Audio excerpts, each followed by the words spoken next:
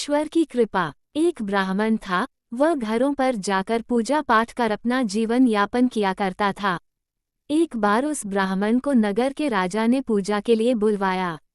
वह ब्राह्मण राजमहल का बुलावा पाकर खुशी खुशी पूजा करने गया।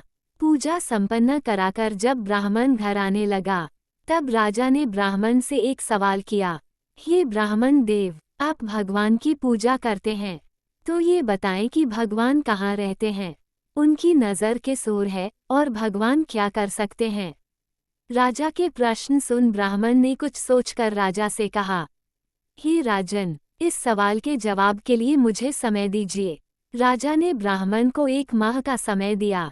ब्राह्मण प्रतिदिन यही सोचता रहता कि इसका जवाब क्या होगा।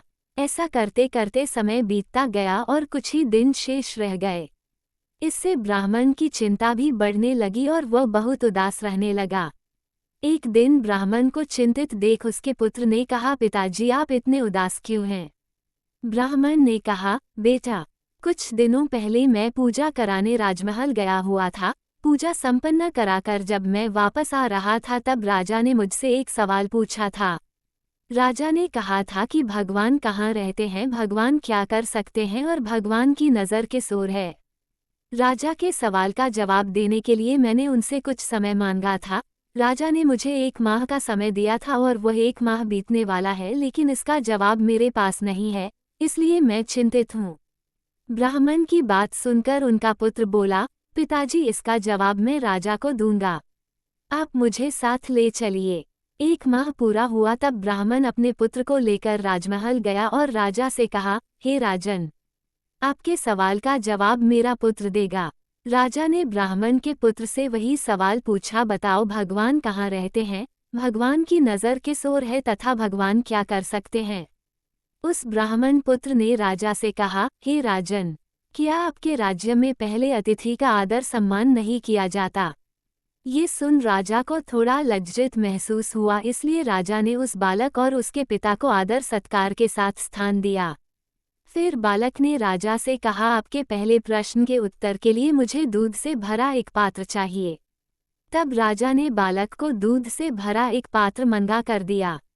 वह बालक दूध के पात्र को पकड़कर दूध में अंगुली डालकर बार बार दूध को बाहर निकालकर देखने लगा। ये देख राजा ने पूछा, ये क्या कर रहे हो? बालक ने कहा, सुना है दूध में मक्खन होता है, मैं वही देख रहा हूँ कि दूध में मक्खन कहाँ है। आपके राज्य के दूध से तो मक्खन ही गायब है। राजा ने कहा, दूध में मक्खन होता है, परंतु वह ऐसे दिखाई नहीं देता।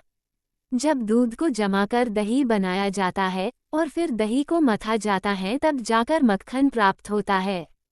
ब्राह्मण के पुत्र ने कहा, महाराज, यह आपके पहले सवाल का जवाब है। जिस तरह दूध से दही और फिर दही को मथने से मक्खन प्राप्त होता है, उसी प्रकार परमात्मा प्रत्येक जीव के अंदर विद्यमान होते हैं, परंतु उन्हें पाने के लिए सच्ची भक्ति की आवश्यकता होती है। मन से ध्यानपूर्वक भक्ति करने पर आत्मा में छुपे हुए परमात्मा का आभास होता है। राजा ब्राह्मण के पुत्र से बहुत खुश हुआ और कहा, अब मेरे दूसरे सवाल का जवाब दो, भगवान की नज़र किस ओर है। उस बालक ने कहा, राजन, इसके लिए मुझे एक मोमबत्ती चाहिए। राजा ने तुरंत मोमबत्ती मंगाकर बालक को दी। बालक ने मोमबत्ती जलाकर कहा, राजन, आप बताएं, इस मोमबत्ती का प्रकाश किस ओर है। राजा ने कहा, इसका प्रकाश चारों ओर है। तब उस बालक ने कहा, हे राजन, यही आपके दूसरे सवाल का जवाब है। परमात्मा सर्वदृष्टा हैं और उनकी नज़र सभी प्राणियों के कर्मों की ओर परस्पर रहती है। अब तो राजा अंतिम प्रश्न के उत्तर के लिए और भी उत्सुक हो उठे। राजा ने कहा, मेरे अंतिम सवाल का जवाब दो कि भगवान क्या कर सकते हैं। बालक ने कहा, हे राजन, इसके लिए मुझे आपकी जगह पर और आपको मेरी जगह पर आना होगा। राजा को तो उत्तर जानने की उत्सुकता थी, इसलिए उन्होंने अपनी सहमति दे दी। वह बालक राजा के सिंहासन पर जा बैठा और कहा, राजन, आपके अंतिम सवाल का जवाब यह है कि भगवान रंक को राजा और राजा को रंक बना सकते हैं। राजा उस ब्राह्मण पुत्र के जवाब से अत्यधिक प्रसन्न हुए और उसे अपना सलाहकार बना लिया। शिक्षा। भगवान हर एक जीव के हृदय में निवास करते हैं। परमात्मा के साथ प्रेम करेंगे तो वह आपको सही मार्ग दिखाएंगे। जय श्री कृष्णा।